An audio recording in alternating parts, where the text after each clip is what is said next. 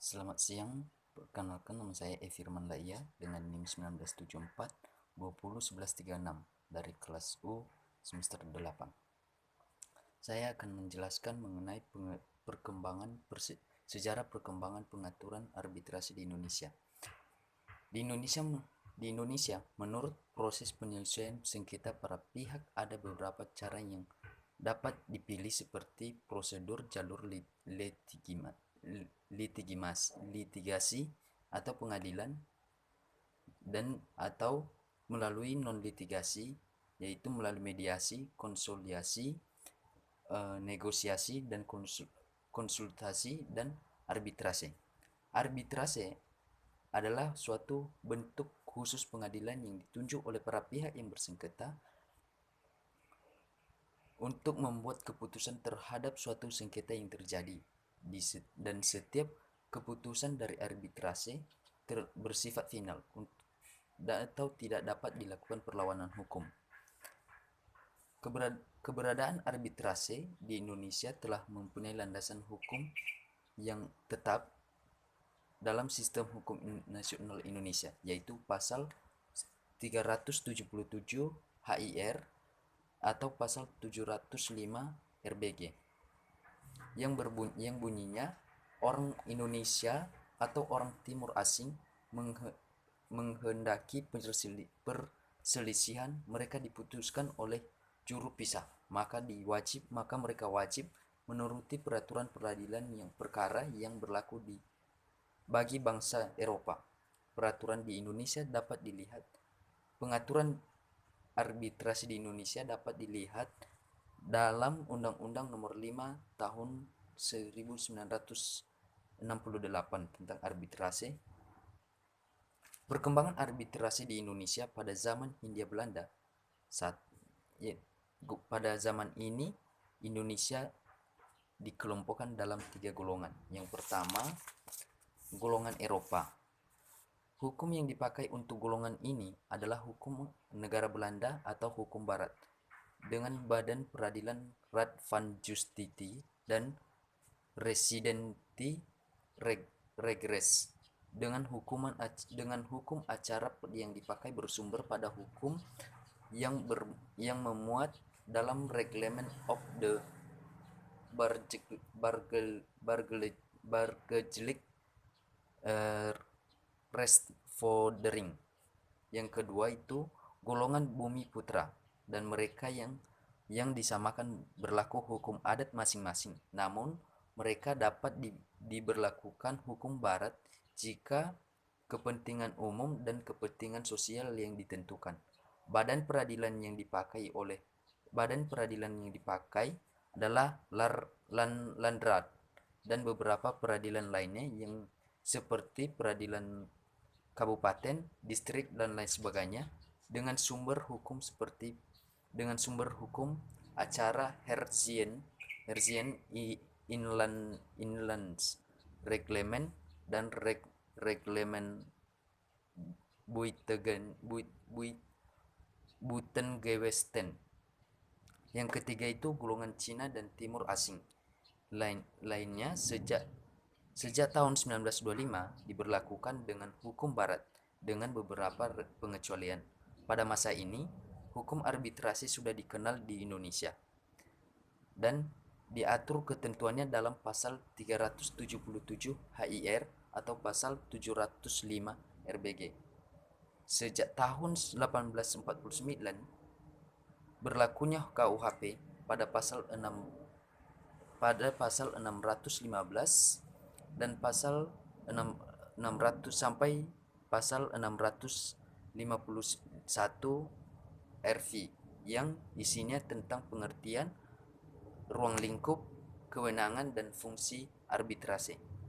Nah, setelah Indonesia merdeka, untuk menjaga kevakuman hukum, setelah Indonesia merdeka diberlakukanlah pasal 2 Aturan Peralihan Undang-Undang Dasar 1945 yang isinya segala badan negara dan peraturan yang ada langsung berlaku. Dengan demikian, aturan arbitrase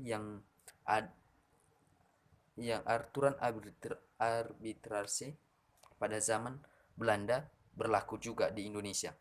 Peraturan perundang-undangan yang menjadi dasar yuridis adalah peraturan perundang-undangan arbitrase yang menjadi dasar yuridis adalah 1. Undang-Undang Nomor 14 Tahun 1970 tentang pokok-pokok kekuasaan kehakiman yang menjelaskan pada penjelasan pasal 3. Yang kedua, Kitab Undang-Undang Hukum Acara Perdata pasal 1338 ayat 1. Yang ketiga, pasal 615 sampai 651 RV.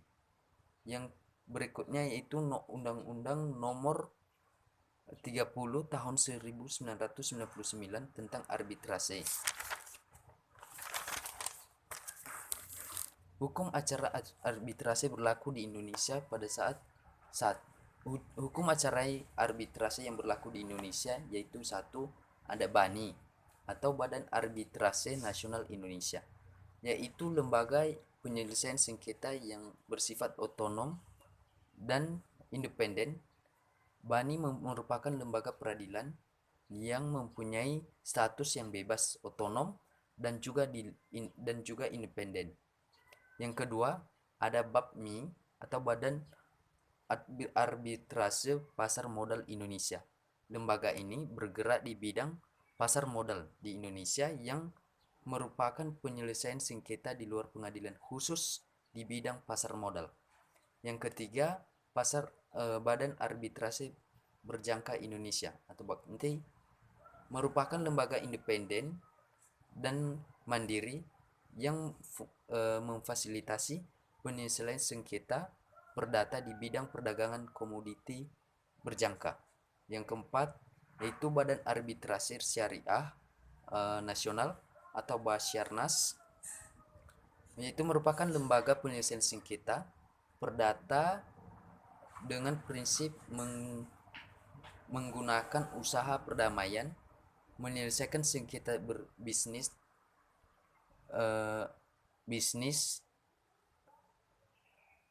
yang operasionalnya menggunakan syariah Islam sebagai dasarnya. Yang berikutnya itu Badan Arbitrase dan Mediasi Hak Intelektual atau BAM-HKI. Lembaga itu merupakan lembaga penyelesaian sengketa yang bersifat adjudikatif, yakni arbitrase dan non adjudikatif, termasuk mediasi, negosiasi, konsoliasi untuk sengketa yang timbul dari transaksi-transaksi komersial atau hubungan yang melibatkan bidang HKI. Kemudian nomor 4 yaitu anatomi putusan arbitrase. Anatomi putusan arbitrase itu terdiri atas 1. Adanya kesepakatan untuk menyerahkan sengketa-sengketa baik yang akan terjadi maupun yang saat itu terjadi kepada seorang atau beberapa orang pihak ketiga di luar pengadilan umum untuk diputuskan. Yang kedua,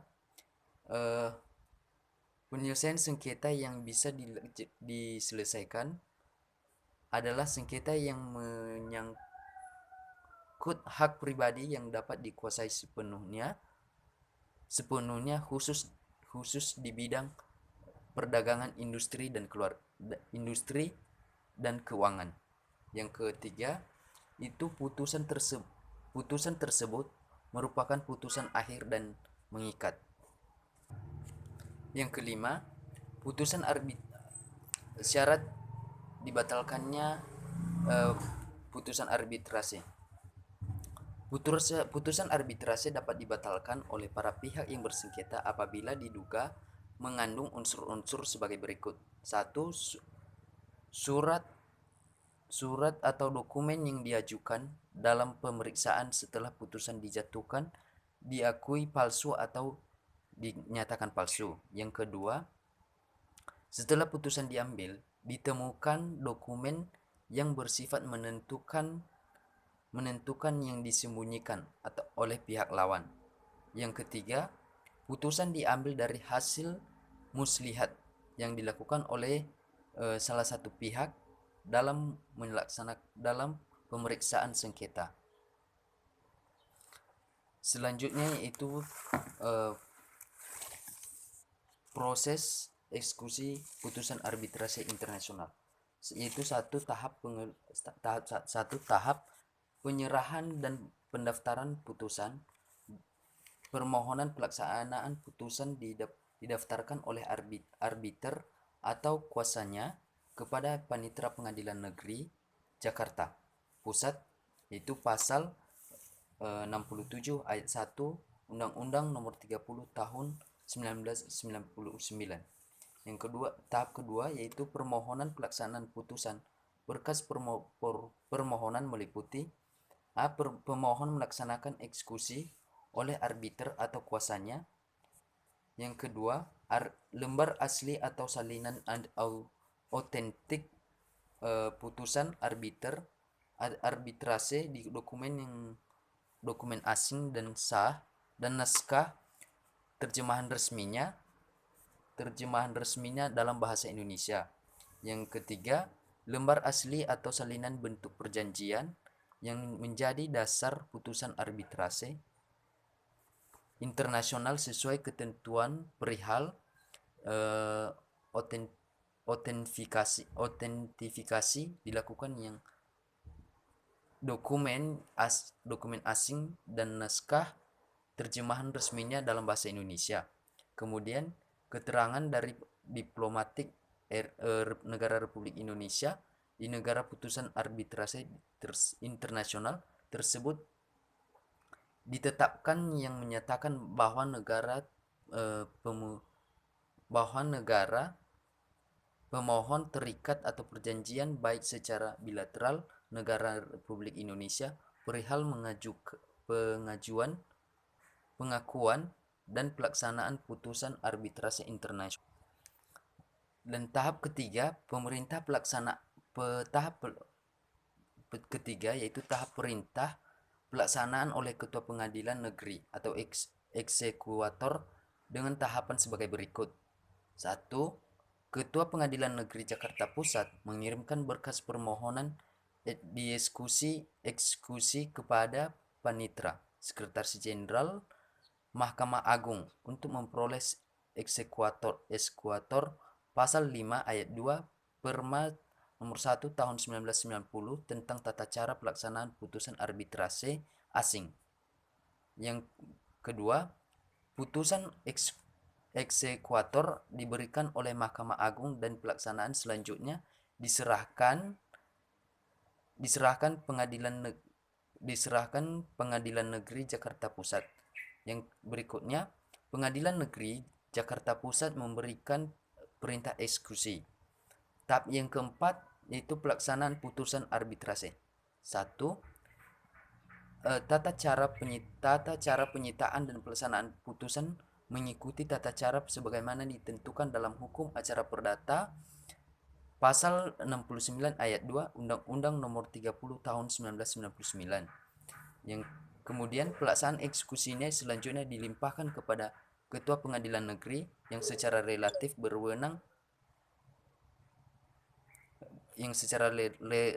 berwenang melaksanakannya.